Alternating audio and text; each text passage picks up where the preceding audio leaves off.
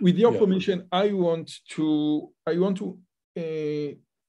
stick to this point a little bit more, because again, we know that there is a question, a very fundamental question in modern archaeology, whether David was David.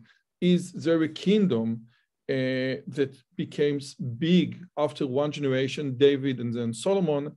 And this is a very important question in modern archaeology. And we have the Finkelstein School, and we have the Hebrew University School, and the concept of the historical David, the historical Solomon, and even the historical Jesus can be profoundly important.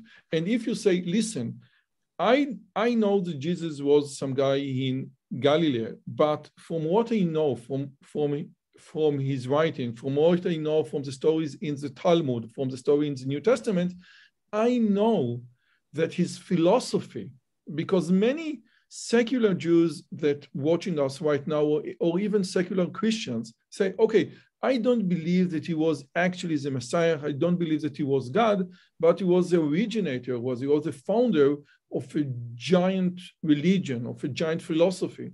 And if we look at the essence as the building blocks of this philosophy, it is tremendously different than the philosophy of Judaism, okay? And like world peace against, I came to separate a guy from his family.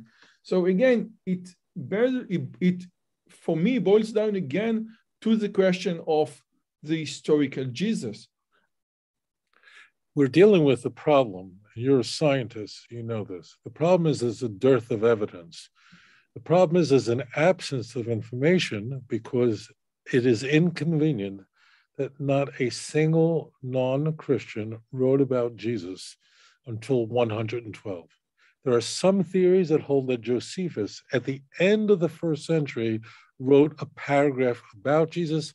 This is extremely controversial in Antiquities 1833. In fact, everyone agrees it's a corruption. The question is, was it completely made up, called Testimonium Flavium? Josephus was born in 37, so he was not a contemporary of Jesus. He was born after Christians concede that Jesus was crucified. So there really is, we have a zero. We have Pliny the Younger is our first certain mention by a non-Christian about Jesus. And Pliny the Younger wasn't even discussing Jesus. He was discussing Christians gathering illegally for prayer services, which was against the law in the empire. And then Tacitus in 114 is just telling us that Nero executed Christians, blamed them for burning down Rome. So there, all you can do is you can look for, using very weak methods. I mean, this would never work in the sciences, in the hard sciences, where you can replicate and duplicate. It is all very soft. So all we can do is we use criteria. That means I want to just pose this for you, the viewer. How, when looking at any ancient document, would you know that the person who it is claimed to have written it actually wrote it? Like how? Like, how do you know? Let's take a very controversial book. I just need to give you an example, okay? We're going to take a very, like Daniel. Like, how would you know if Daniel wrote Daniel during the Babylonian exile? Okay, that's, I'm steel manning this. Well, what we'd like is like an eyewitness to Daniel.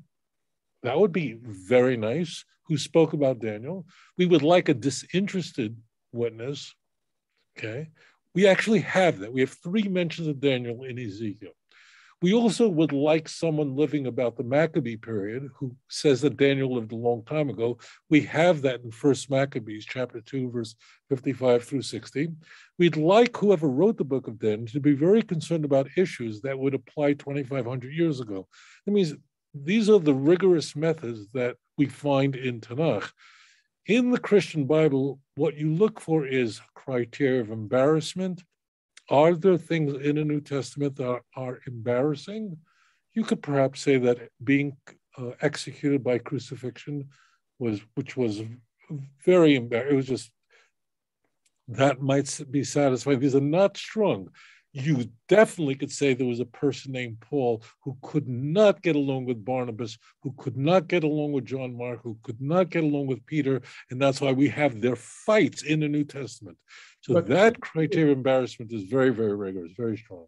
But if you apply those very techniques to the life of David, to the life of Solomon, wouldn't you get basically the same thing? No, you get the reverse. That's the beauty. The beauty is this is pure algebra. You can you can literally throw in the same numbers and come out the exact opposite. Because what do we find about King Solomon?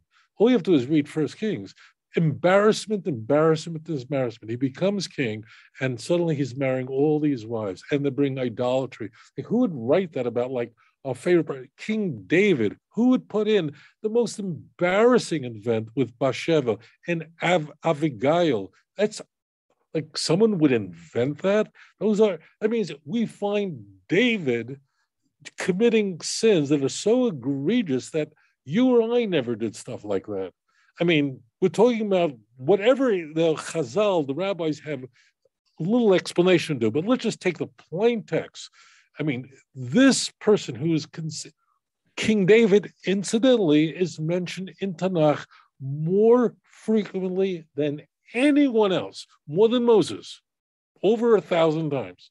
So here is the hero of the Jewish people, commits adultery, has a really inappropriate conversation with Abigail, right?